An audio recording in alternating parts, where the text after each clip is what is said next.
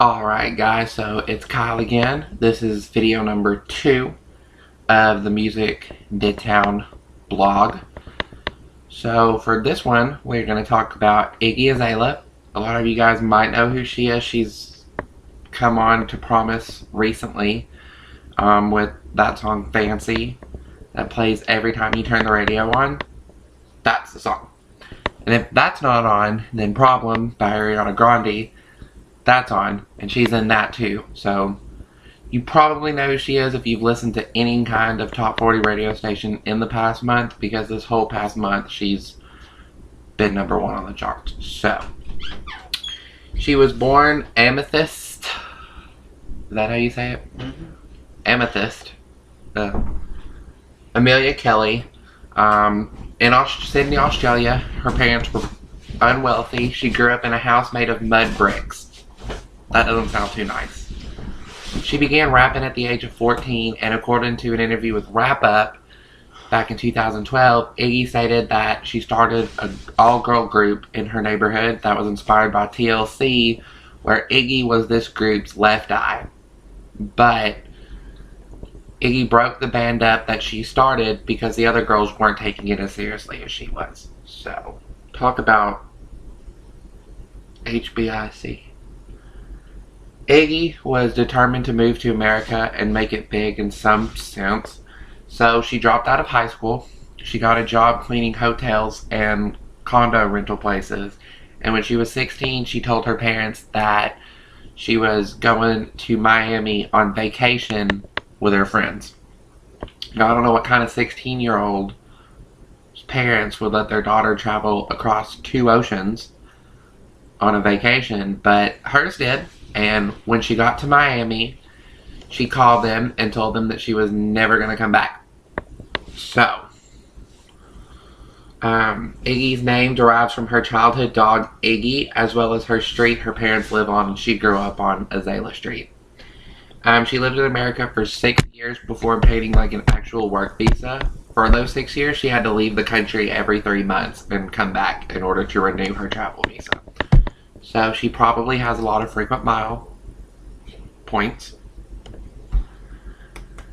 She began her career with a song that was very controversial. The title of it starts with a P. And I don't want to put it on this video because I don't want to have the parental advisory tag. So if you want to in your free time, you can look it up. But it's P and then another vowel, $2 and a Y. So that was uploaded to her YouTube account back in 2011, so 3 years ago. It caused a little bit of controversy, but a lot of people said that the song was actually really good despite its nature. It was somewhat catchy. Her debut EP was titled Ignorant Art. It was released in 2011 to positive reviews. The internet loved it. It was downloaded on a lot of file sharing websites. She began receiving some airplay in major urban markets.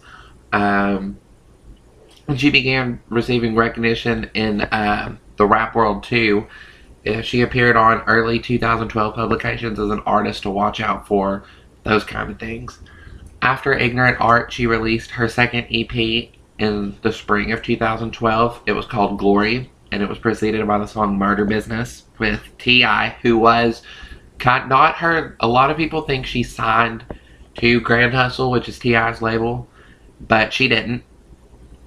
He was just like a mentor and a friend, so he appears in that song. In the fall, she released Trap Gold, which was her third EP.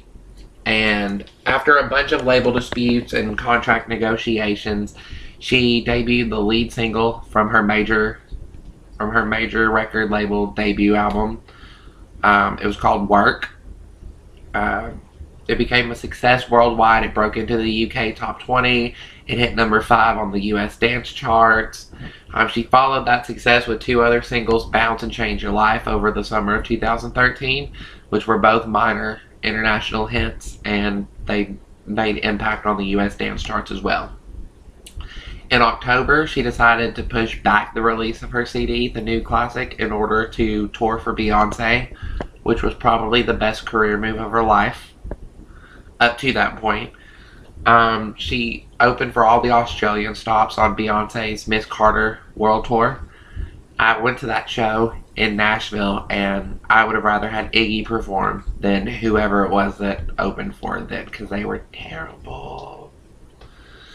After more delays from the holidays and a bunch of big names that came out with albums in the beginning of 2014, the new classic finally was released in April.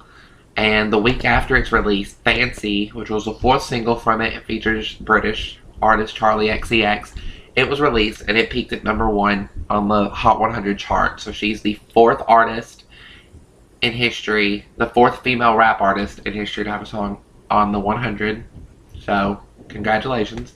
And even bigger with that song Problem that I talked about earlier, that was #2 that week. So with that, with having the #1 and the #2, she broke a record and achieved something that hadn't been done in like 40 plus years since the Beatles. So congrats, Iggy. This past week, a lot of you guys might have heard her name. She was at the BET Awards, the Black Entertainment Awards, and Nicki Minaj gave a speech for winning an award and threw massive shade all over Iggy. Bashed her for not writing her own material, and that she needed to come out harder, and that she hopes that BET would offer more authenticity or recognize more authenticity instead of awarding artists like Iggy. So a lot of people are talking about that. If you want, you guys can leave your comments on whose side you were on in the below box. For those of you who didn't see Iggy on her new classic tour last month, she will be at Music Midtown, and I'm going to see her, and if you're not there, you still suck. So, goodbye.